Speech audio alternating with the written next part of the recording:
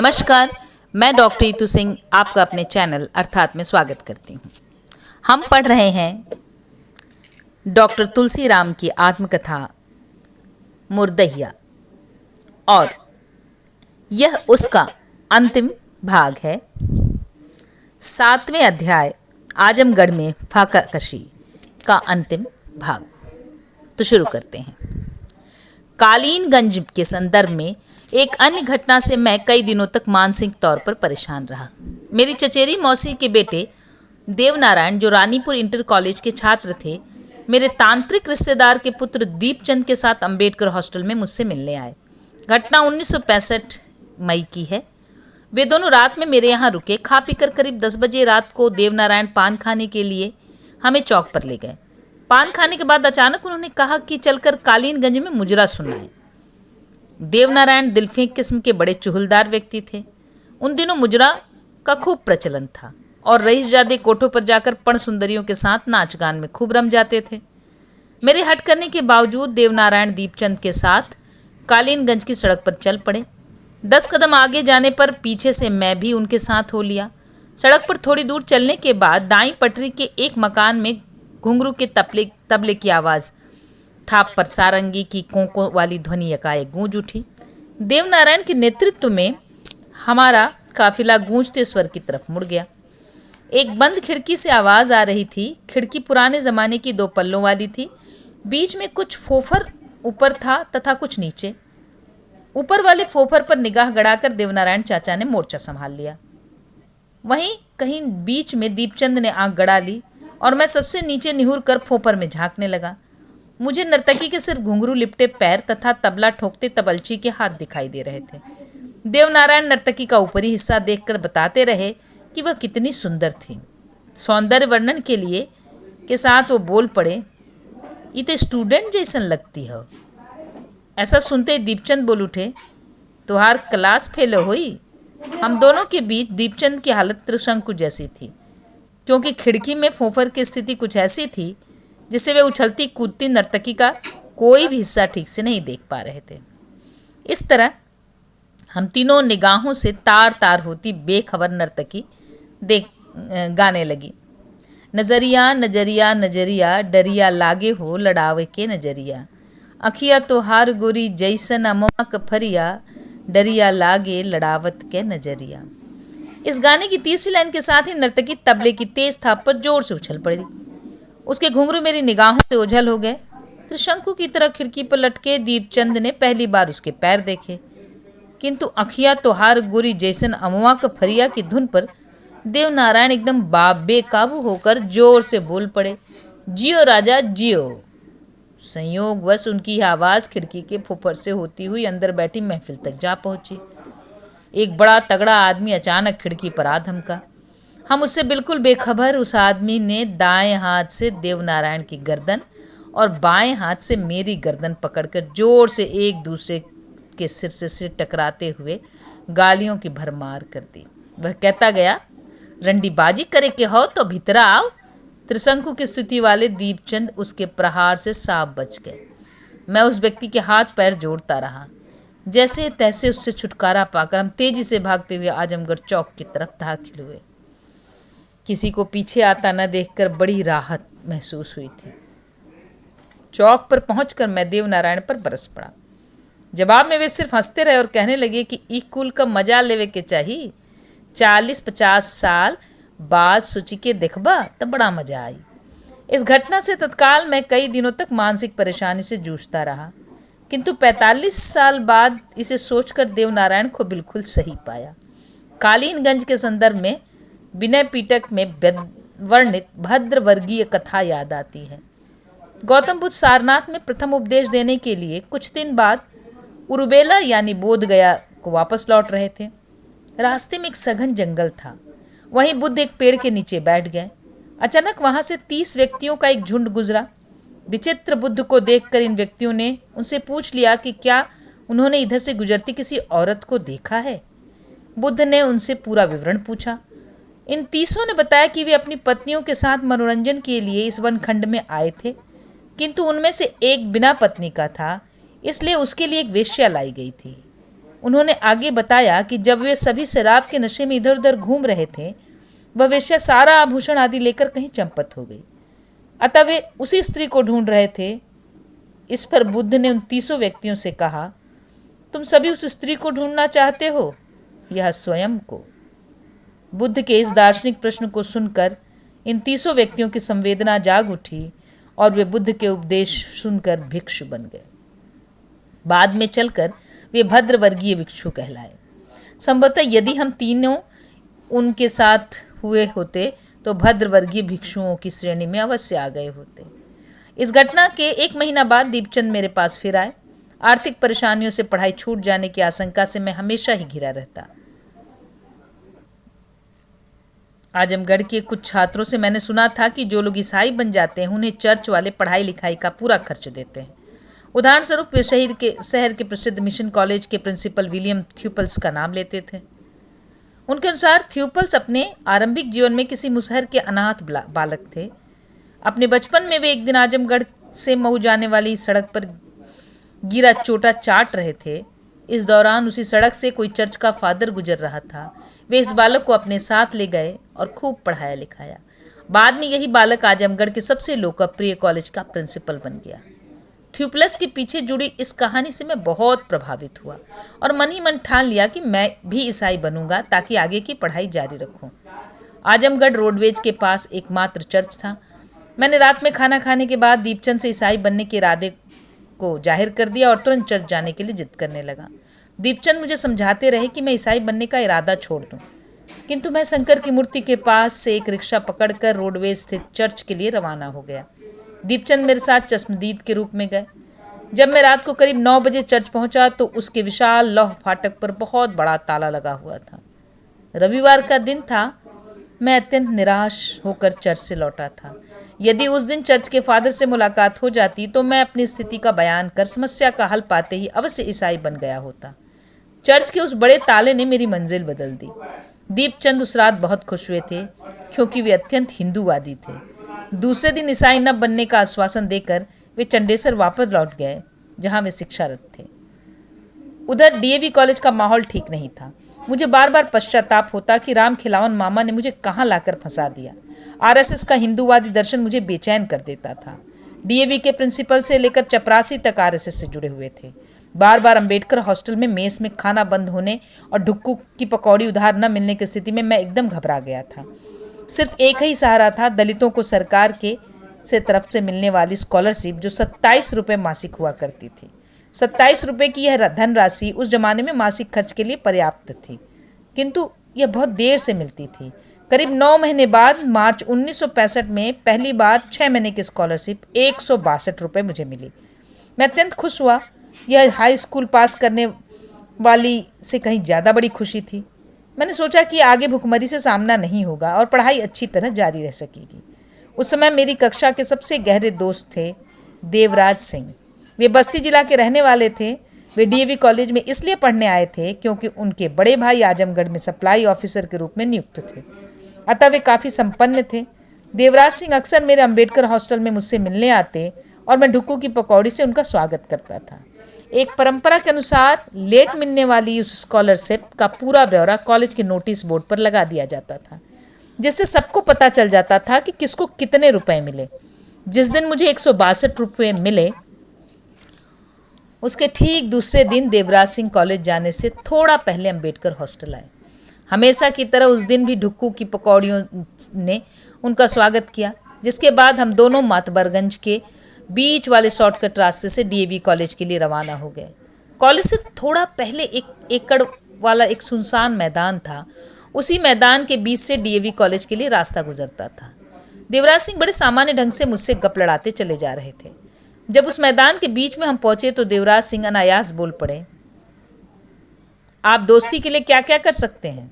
इस तरह के प्रश्न पर मुझे अचंभा तो अवश्य हुआ, किंतु कह दिया कि दोस्ती के लिए मैं जान भी दे सकता हूँ। इतना सुनते ही देवराज सिंह अचानक एक रामपुरी छुरी मेरे सीने पर लगाकर कहने लगे, आपके पॉकेट में कल मिले 162 रुपये मौजूद हैं, उनमें से 81 रुपये मुझे दे दीजिए और बाकी मैं अपना खर्च चलाइए, अन्यथा दोस्ती के लिए अपना वचन पूरा करने के लिए तैयार हो जाइए, अर्थात जान गंवाने के लिए तैयार हो जाऊं। उनका अचानक परिवर्तित रूप देखकर मैं अत्यंत भयभीत हो गया था और अविलंब उन्हें 81 रुपये सौंप दिए। बाकी 5 मिनट का रास्ता हम दोनों ने साथ साथ किंतु पूर्ण रूपेण मौन व्रती के रूप में तय किया। ऊपर से एक घनिष्ठ दोस्त और अंदर से उसके उक्त रूप से मैं अत्यंत लज्जित महसूस करने लगा। हमेशा यह सोचकर चिंतित हो जाता था कि पता चलने पर लोगों के बीच मुझे कितना शर्मिंदा होना पड़ेगा। हॉस्टल के छात्र यही कहेंगे कि ठाकुरों से दोस्ती का ऐसा ही परिणाम होता है। यह सोचकर मैंने इस घटना का जिक्र किसी से नहीं किया। कई छात्र गैर दलितों के मेरी दोस्ती पर पहले ही उंगली उठा चुके थे। उस बुरी स्थिति में 81 रुपये का इस तरह खो जाना मेरे लिए एक बड़ा संकट था। विश्वास नहीं होता था कि देवराज सिंह जैसा दोस्त मेरे साथ वैसा बर्ताव कर सकते थे। आगे भी मैं डरता रहा कि जब भी स्कॉलरशिप मिलेगी तो उसका आधा हिस्सा देवराज सिंह छीन लेंगे, किंतु भला हो उनका, उन्होंने दोबारा वैसा नहीं किया।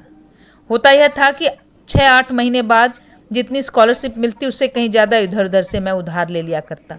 परिणामस्वरूप सारा पैसा उधार चुकाने में ही खप जाता था। किंतु देवराज सिंह द्वारा छीने गए पैसों से उत्पन्न परिस्थितियों से आगे भी मेरी फाकाकशी का अंत नहीं हुआ। इस घटना को बीते 45 साल हो गए। देवराज सिंह से कभी दोबारा मुलाकात नहीं हुई, मगर कभी मिल गए तो मैं उनका स्वागत पकौड़ियों से अवश्य करूंगा। इस दौरान मुझे पहली बार शराब पिलाने वाले लाल बहादुर सिंह 2-3 महीने में एक बार मुझसे मिलने अम्बेडकर हॉस्टल अवश्य आ जाते थे। उनके आते ही पुरानी महफिल फिर शुरू हो जाती थी। उन्हीं के चलते मैंने पहली बार अम्बेडकर हॉस्टल के पास वाला ताड़ी खाने में बैठकर ताड़ी पी थी। किंतु लाल बहादुर सिंह को बिना ठर्रा यानी देशी शराब पिए बिना मजा नहीं आता था। वे मुझे आजमगढ़ के रोडवेज के पास से गुजरती टॉस नदी के नए पुल के उस पार एक गांव में स्थित शराब खाने में ले जाते और वहीं महफिल सज जाती थी। एक बार वे अपनी पत्नी का सोने का कंगन लेकर मेरे पास आए।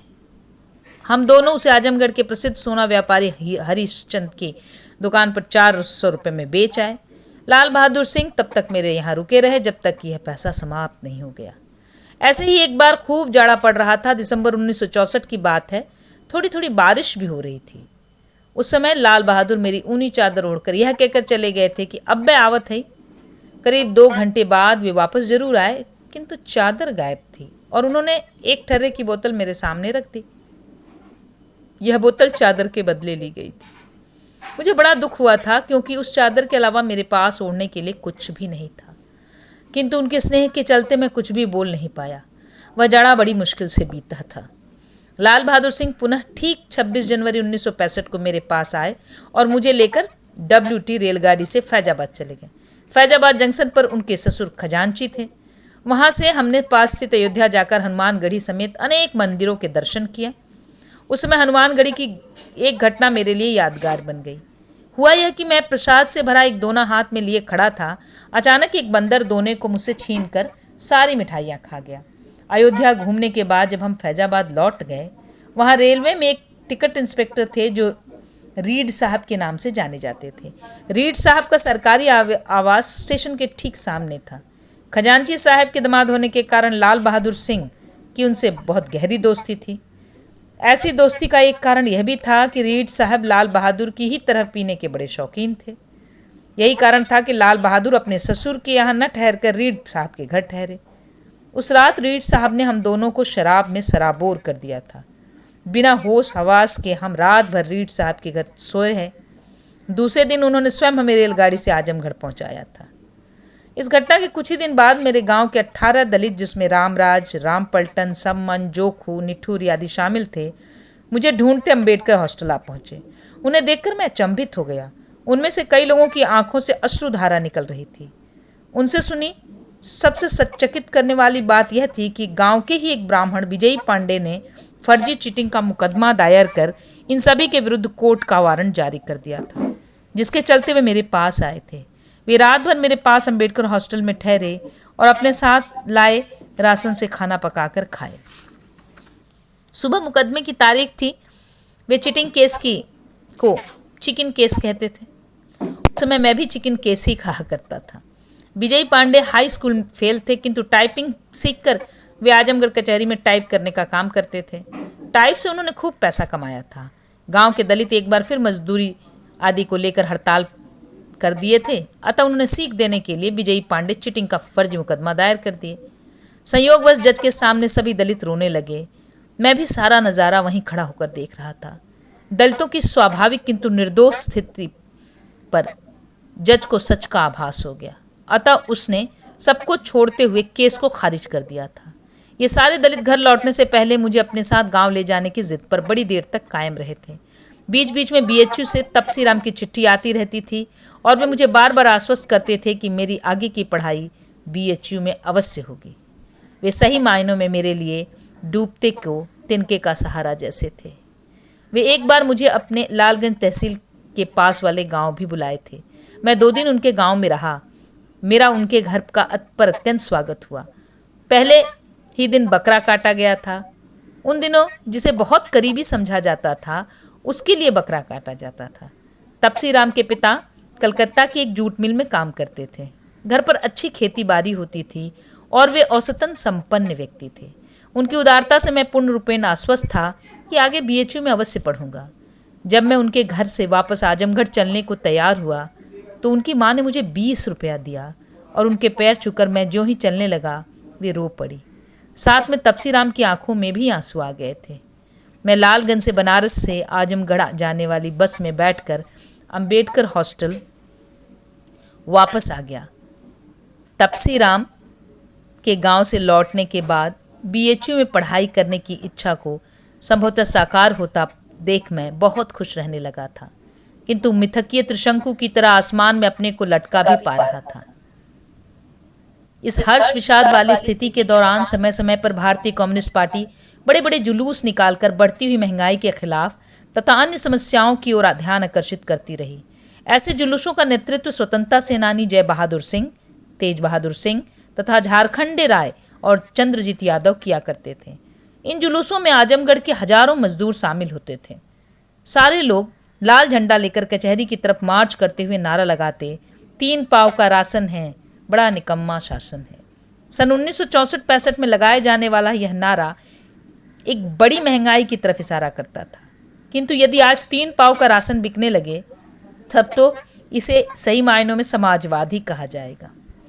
मैं कम्युनिस्ट पार्टी के इन जुलूसों को आजमगढ़ में जब भी देखता, अंबेडकर हॉस्टल से निकलकर शंकर जी की मूर्ति के पास चला जाता और वहीं खड़ा होकर लाल झंडों के साथ गुजरती भीड़ को देखते रो पड़ता था। रोने का कारण अज्ञात होता था, किंतु हर बार मेरी ऐसी ही स्वाभाविक प्रवृत्ति निर्मित हो जाती थी। सन 65 की गर्मियां आते आते भारत पाकिस्तान का दूसरा युद्ध शुरू हो गया था। आजमगढ़ में अफवाहों का बाजार भड़क पड़ा। डीएवी कॉलेज तो इन अफवाहों की फैक्ट्री में तब्दील हो गया। आरएसएस का तंत्र इससे अच्छा अवसर कहाँ पा सकता था। उसके सांप्रदायिक अभियान को ये इस युद्ध से बहुत बल मिला था। डीएवी कॉलेज का लगभग हर छात्र एवं अध्यापक किसी मुसलमान को देखते ही उसे मार देने की कल्पना में डूब जाता था। छेदीलाल कॉलेज में चपरासी थे।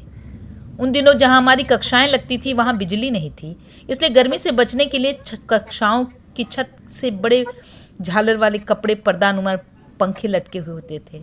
उसमें रस्सी लगाकर एक आदमी हमेशा इधर उधर खींचकर हवा करता रहता था। छेदीलाल ऐसे ही पंखों को रस्सी से खींचने का काम करते थे, किंतु वे सबसे ज़्यादा मुसलमानों तथा पाकिस्तान को गालियां देते रहते थे। कई गुंडा किस्म के छात्र आपस में योजना बनाते कि शाम के समय सिधारी पुल से गुजरते हुए किसी मुसलमान पर हमला करके उसकी साइकिल और घड़ी छीन लेंगे।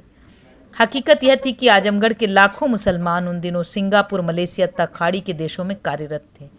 अतः अनेक मुसलमान मुबारकपुर तथा सरायम मीर आदि कस्बों से सिंगापुरी साइकिल में बैठकर आजमगढ़ आया जाया करते थे। आजमगढ़ में सिंगापुरी साइकिल वाले मुसलमान उन दिनों संपन्नता के प्रतीक थे। मैं उन छात्रों की योजना सुनकर हतप्रभ रह जाता था, किंतु मैं कुछ भी करने की स्थिति में नहीं था। जाहिर है पूरा कॉलेज ही सांप्रदायिकता में सराबोर था। ऐसे तत्वों द्वारा सिधारी के पुल से गुजरते अनेक निर्दोष मुसलमान हिंसक गतिविधियों के शिकार हुए थे। युद्ध तो कुछ ही दिन बाद बंद हो गया और महंगाई बढ़ने के साथ मिट्टी का तेल मिलना बंद हो गया। हम सभी मिट्टी का तेल जलाकर लैंप से अपनी पढ़ाई करते थे। जिला प्रशासन ने तेल की कमी को पूरा करने के लिए राशनिंग व्यवस्था लागू कर दी थी। अतः हर छात्र को कॉलेज के प्रांगण से ही 1 बोतल मिट्टी का तेल सप्ताह में 1 बार कंट्रोल रेट पर दिया जाता था। साथ ही 2 मोमबत्तियां भी बेची जाती थी। तेल की निरंतर अनुपलब्धता से हम ठीक से पढ़ाई नहीं कर पाते थे। युद्ध तो शीघ्र ही बीत गया, किंतु डीएवी कॉलेज का सांप्रदायिक वातावरण काफी समय तक गुलजार रहा।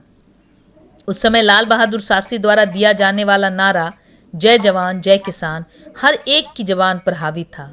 संयोगवश 11 जनवरी 1966 को देश भर में खबर फैल गई कि ताशकंद में शास्त्री जी की मृत्यु हो गई। वहां सोवियत संघ के तत्कालीन प्रधानमंत्री अलेक्सेई कोसिगिन की मध्यस्थता में पाकिस्तान के राष्ट्रपति अयूब खान के साथ वार्ता के लिए वे गए थे।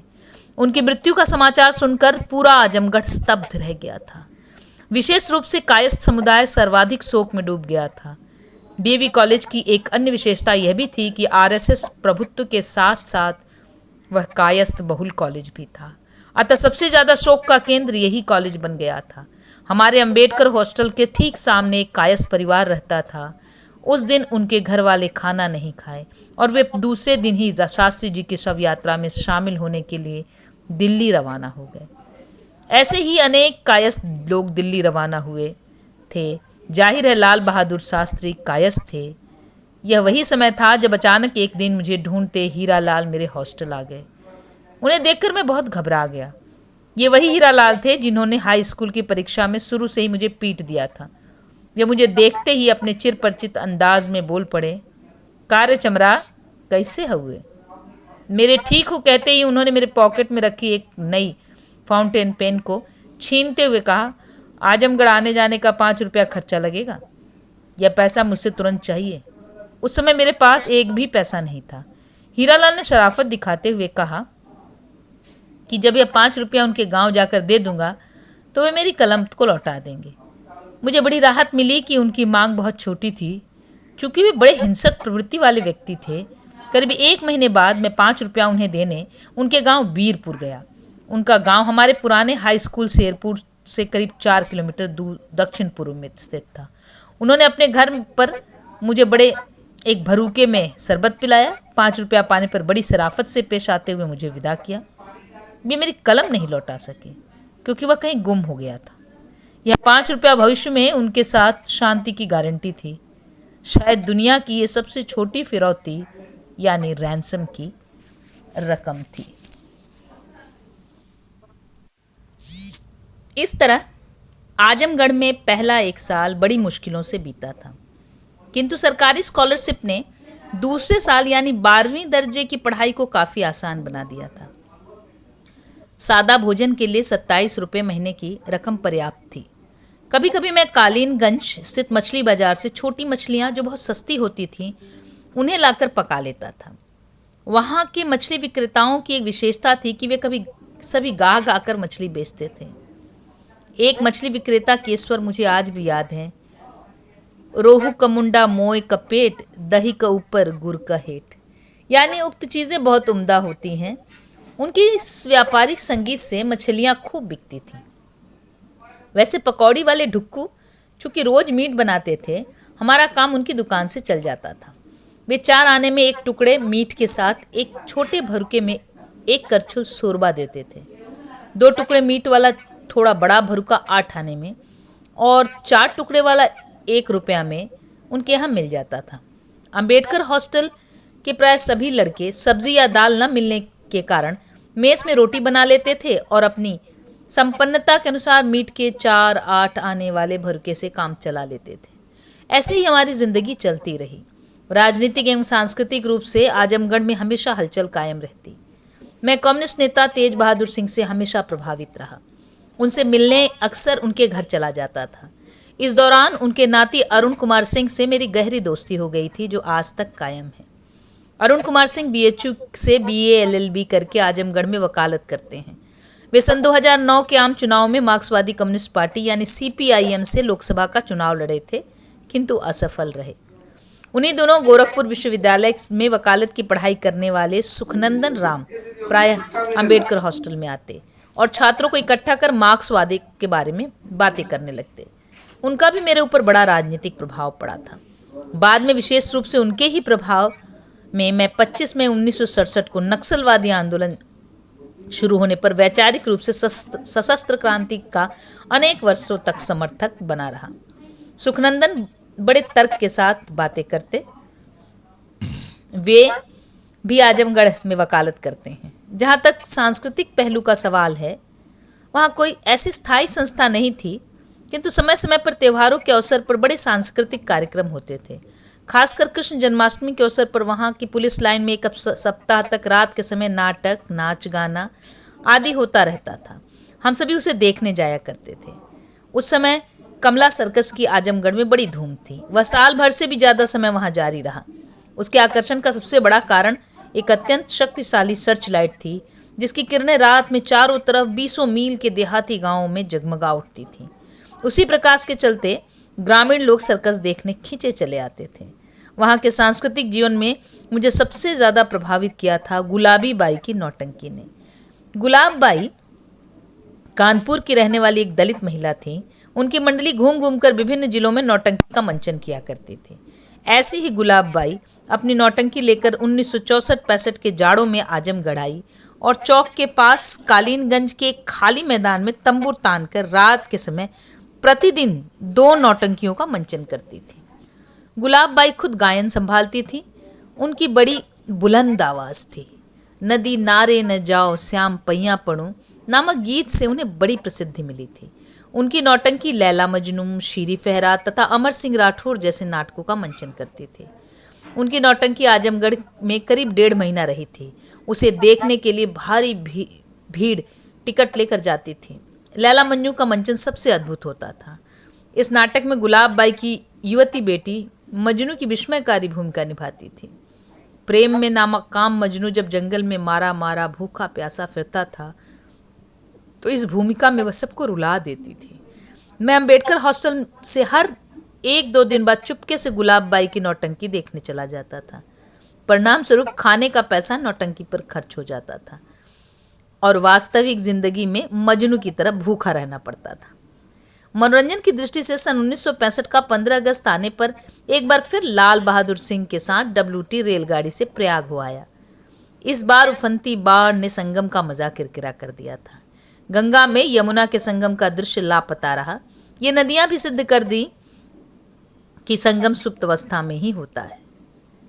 उसी वर्ष के अंत में प्रयाग में 12 साल बाद कुंभ का मेला लगने वाला था। DAV के अनेक छात्र वहां जाने की तैयारी कर रहे थे। वैसे पूरे शहर में कुंभ की धूम थी। उन दिनों मेरे अंदर भी धार्मिक भावनाओं के काफ़ी अवशेष पड़े हुए थे, किंतु इंटर फाइनल की परीक्षाएं मार्च-अप्रैल 1966 में होने वाली थीं, इसलिए चाहते हुए भी कुंभ देखने नहीं जा सका।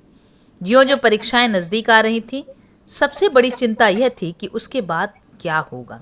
BHU में शिक्षा ग्रहण करने की महत्वाकांक्षा दिन ब दिन जोर पकड़ती जा रही थी, किंतु तपसीराम की दोस्ती के अलावा कोई अन्य सहारा नहीं था। मेरे दिमाग में सिर्फ एक ही विचार आता था कि इम्तिहान के बाद की 2.5 महीने की छुट्टियों में कलकत्ता चला जाऊं और वहां कुछ कमा कर काम करके पैसा इकट्ठा करूं ताकि BHU में नाम लिखवा सकूं।